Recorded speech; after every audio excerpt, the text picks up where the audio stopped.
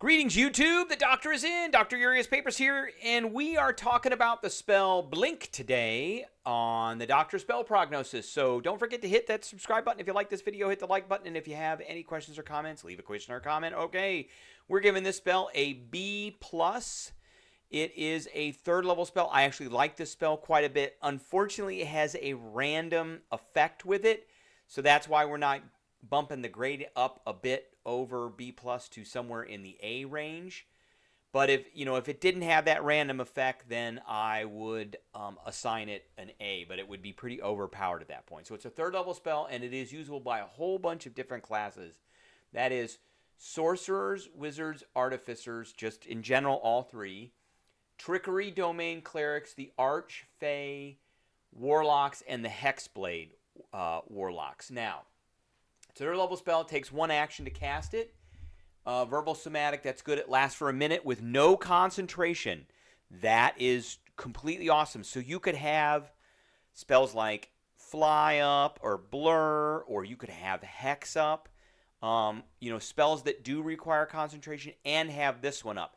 This is a good panic button spell when it works, because it does have a random effect in it, but it's a good panic button spell. And it can be combined with a few other things which we're going to talk about.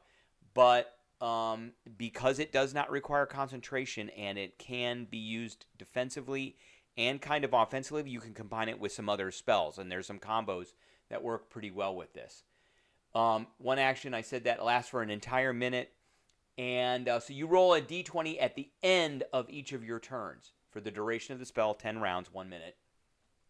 If you roll an 11 or higher, so it's a 50% chance, you vanish from the current plane of existence, appear on the ethereal plane. The spell fails, and the casting is wasted if you are already on that plane. So you don't cast this when you're on the ethereal plane because you're not going anywhere. So if you get an 11 and better, you disappear. At the start of your next turn, when the spell when the spell ends, if you're on the ethereal plane, you return to an unoccupied space of your choice that you can see within 10 feet of the space you vanished from. So that's really important. If no unoccupied space is available within that range, you appear in the nearest unoccupied space chosen at randomly. If more than one space is equally near, you can dismiss the spell as an action. While on the ethereal plane, you can see and hear the plane you originated from. And everything looks kind of gray. And you can't see anything more than 60 feet away. So you need to keep that in mind if you're disappearing from a foe that you've gone 60 feet away from. You can only affect and be affected by other creatures that are on the ethereal plane. Creatures that aren't there cannot perceive you or interact with you unless they have the ability to do so, which means you disappear from sight if they cannot see you. Now, what does that all mean? So at the beginning of your turn, you have a chance to disappear. You can see everything that's going on the plane you are at. The creatures that can't see into the ethereal plane can't see you. So effectively, you have now disappeared from their sight. So there is that. Now, and then at the beginning of your next turn, if you're on the ethereal plane, you come back to a space within 10 feet of where you disappeared from. So if you disappear when you're right next to a creature at the end of your turn, or if you disappear if you're 10 feet away from an opponent, then you can appear next to them. And then we're going to go over that. So what does that mean? Well, we're going to go over hiding. Hiding says that the DM decides when the circumstances are appropriate for hiding. And then when you try and hide, you get a desk stealth check. You can hide from a creature that can see you clearly, but you're going to the ethereal plane, so they cannot see you at all. And you give away your position if you make noise, such as shouting or warning or knocking over base, blah, blah, blah. But you've disappeared, and you're appearing silently in a space of your choice within 10 feet of where you appeared before. An invisible creature can always try to hide. Signs of its passing might still be noticed, and it doesn't have to stay quiet. So effectively, you have become invisible because the creature cannot see you. And when you reappear, so if you disappear, you're going to reappear someplace else. So you should be effectively invisible because that creature can't see you, and you should get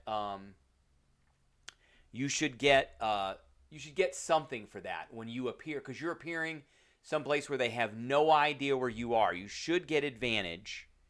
And as a DM, I would rule that you do get advantage when you reappear in a completely different space, because an invisible creature gets advantage on attack rolls.